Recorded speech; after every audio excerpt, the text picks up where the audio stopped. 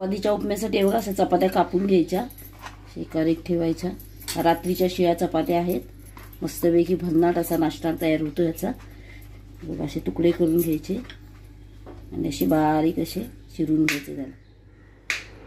चपातीचा उपमा बघा कसा बनवायचा आहे त्याचं मी साहित्य दाखवते। चपाती आहे, चपातीचे तुकडे करून घेतलेत बघा असे। कांदा घेतलाय फोडणीसाठी, कढीपत्ता, मिरची आणि कोथिंबीर आणि राई टाकणार आहे आपण फोडणीला। तेल टाकून घेतले, राई टाकून घेते,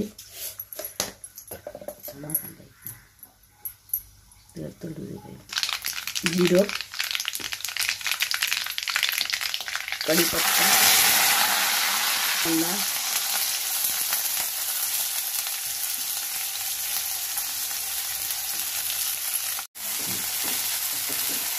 चांगलं फ्राय करून घ्यायचं। कांदा फ्राय करून झाल्या, हळद टाकून घेते, हळद चांगली मिक्स करून घेते।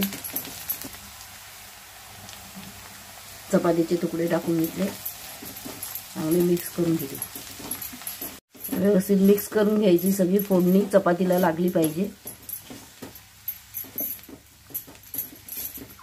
मीठ, चपातीला मीठ असतं हे लक्षात ठेवायचं आणि चवीनुसार साखर थोडी, परत मिक्स करायचं आणि झाकण मारायचं। लिंबू पिळून घेते आणि कोथिंबीर, बारीक चिरलेली भरपूर अशी कोथिंबीर। आपला नाश्ता रेडी आहे।